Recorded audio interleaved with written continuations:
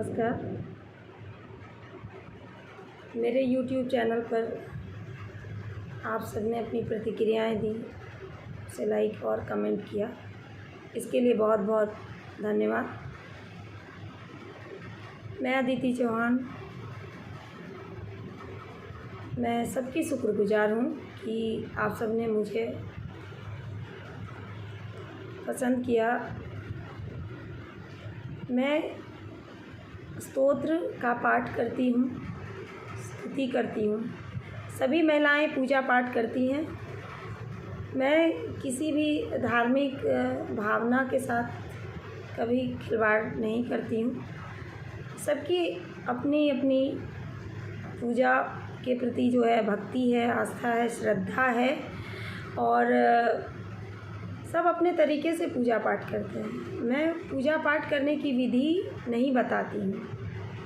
मैं सिर्फ संस्कृत के श्लोक, स्तुति को संस्कृत में ही पढ़ने की कोशिश करती हूँ। उससे गलतियाँ भी होती है तो उसे सुधारती हूँ। मेरा आप सबसे बस यही आग्रह है कि आप लोग हर मतलब पूजा पाठ जो भी आप लोग करते हैं वो हिंदी में उसका अनुवाद कर लेते हैं, पर संस्कृत में पढ़ना इतना भी मुश्किल नहीं है। बात दरअसल ये है कि संस्कृत हम ना बच्चों को पढ़ाते हैं, ना ही स्कूलों में सही से संस्कृत की पढ़ाई होती है, खास करके प्राइवेट स्कूलों में। संस्कृत हमारी देव भाषा है और ये इतनी समृद्ध है कि मेरे पास शब्द नहीं है। संस्कृत साहित्य देवों की भाषा बनी तो इसके बहुत से महत्वपूर्ण कारण हैं। आजकल जो समय चल रहा है उसमें बच्चे संस्कृत पढ़ना नहीं चाहते। वो ये बोल देते हैं कि इसमें तो इस फ्यूचर ही नहीं है।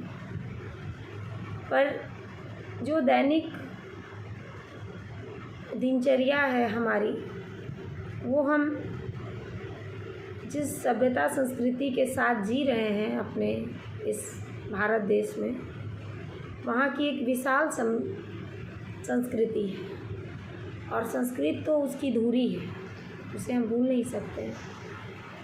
सुबह होता है तो हम अपने माता पिता जो भी हमारे बुज़ुर्ग हैं उन सबको मिल जाते हैं तो राम राम बोलते हैं। अब तो वो भी धीरे धीरे उस राम राम की जगह गुड मॉर्निंग जगह ले लिया है। मैं खुद भी अपने बच्चे को गुड मॉर्निंग ही बोलती हूँ, लेकिन जब ईश्वर के सामने आती हूँ तो बस हाथ जोड़ के बस यही बोलना है, त्वमेव माता च पिता त्वमेव बंधुश्च सखा त्वमेव विद्या द्रविणम त्वमेव सर्वं मम देव।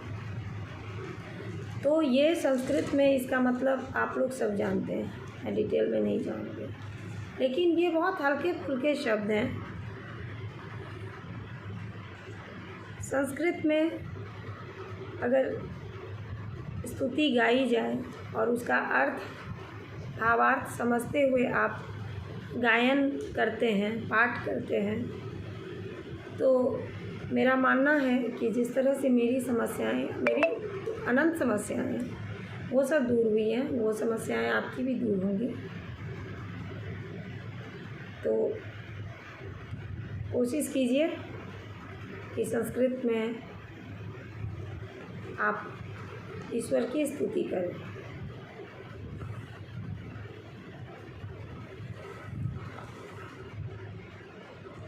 मैं विष्णु भगवान की भक्त हूँ, कृष्ण भक्त भी कह सकते हैं।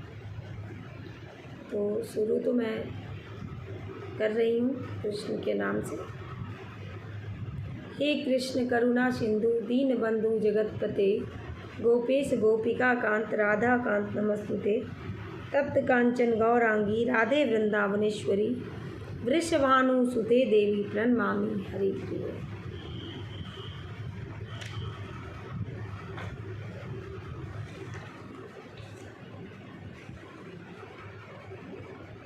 एक शीर्षक है अच्युताष्टकम।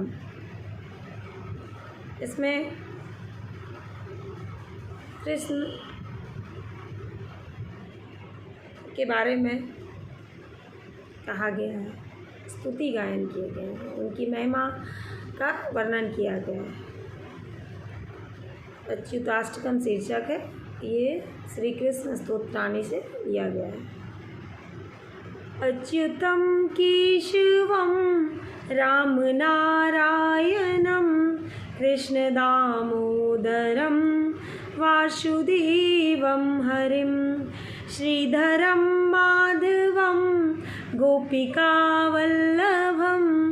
जानकीनायकं रामचन्द्रं भजे। अच्युतं केशवं सत्यभामाधवं माधवं श्रीधरं राधिकाराधितम् इन्दिरामन्दिरं चेतसां सुन्दरं देवकीनन्दनं नन्दजं सन्दधे। विष्णवे जिष्णवे शङ्खिने चक्रिणे रुक्मिणी रागिणे जानकी जानये वल्लवी वल्लभा भार्याचित्यात्मने कंसविध्वंसिने वंसिते ते नमः। कृष्ण गोविंद हे राम नारायणं श्रीपते वासुदेवा जित श्रीनिधे अच्युतानंत हे माधवाधोक्षज द्वारकानायक द्रौपदी रक्षक राक्षसो क्षोभितः सीतया शोभितो दंडकारण्यभू पुण्यताकारणः लक्ष्मणेनान्वितो वानरे सेवितो अगस्त्यस्य सम्पूजितो राघवः पातु मां धेनुकारिष्टका निष्ठुकद्विद्वेषिः केशिः कंसर्दन ध्वंसिका वादकः पूतना कोपकः सूरजाखेलनो बालगोपालकः पातु मां सर्वदा विद्युदुत्योत्तमत् प्रस्फुरः द्वाशशं प्राविडम्बोद्भव प्रोल्लतः सद्विग्रहं वन्यया मालया शोभितोरस्थलं लोहिताङ्गद्वयं वारिजाक्षं भजे कुञ्चिते कुन्तले मार्जमामानन रत्नमौलिलसत् कुण्डलं गण्डयो हारकेयूरक कङ्कणप्रोज्ज्वलं किङ्किणीमञ्जुलं श्यामलं तं भजे। अच्युतस्याष्टकं यः पठेदिष्टदं प्रेमतः प्रत्यहं पुरुषसस्पृहं वृत्ततः सुन्दरं कत्रे विश्वम्भरम् अस्तस्य वश्यो हरिजायते अस्वरम्। ये जो स्तुति है वो एक गोकुल नायक के बारे में। हम लोग सभी जानते हैं कि भगवान श्री कृष्ण ने बहुत सारे राक्षसों को मारा। मामा श्री थे उनके कंस, उनका संहार किया। उससे पहले पूतना को मारा। तो ये सब तो आप सभी जानते हैं। पर मैंने जो स्तुति का आरंभ किया, मैंने कहा, हे कृष्ण करुणा सिंधु दीन बंधु जगतपते गोपीश गोपिका कांत राधा कांत नमोस्तुते। तप्त कांचन गौरांगी राधे वृंदावनेश्वरी वृषभानुसुते देवी प्रणमामि हरिप्रिय। इसका मतलब है, हे कृष्ण, आप दया के सागर हैं, करुणा सिंधु। करुणा का मतलब दया होता है, सिंधु का मतलब समुद्र होता है। हे कृष्ण, यहाँ भक्त बोल रहा है, मतलब मैं भी भक्त हूँ, मैं कह रही हूँ, हे कृष्ण करुणा सिंधु दीन बंधु जगतपते। हे कृष्ण, आप तो करुणा सिंधु हैं। दीन का मतलब लाचार, गरीब, जो दीन है, जिसकी अवस्था बिल्कुल निर्बल है, जो निर्धन है, उसके लिए दीन शब्द का प्रयोग होता है। नौ में दीर्घ की मात्रा लगती है, मतलब दीर्घ, उसको दीर्घ ही बोलते हैं। और हर्ष और दीर्घ ये सभी आप जानते हैं। तो जो दीन है, यहाँ दीन डे से नहीं है, दीन बंधु, गरीबों के जो बंधु हैं, जो बंधु का मतलब भाई होता है, जो दीन बंधु हैं, आप हमारे सखा हैं। हे कृष्ण, आप दया के सागर हैं, गरीबों के मसीहा हैं, दीन बंधु हैं, हमारे सखा हैं। मैं आपको नमस्कार करती हूँ। जगतपते, आप इस संसार के अधिपति हैं, परमेश्वर हैं, साक्षात परम पिता हैं। मैं आपको नमस्कार करती हूँ। गोपीश गोपिका कांत राधा कांत नमस्तुते।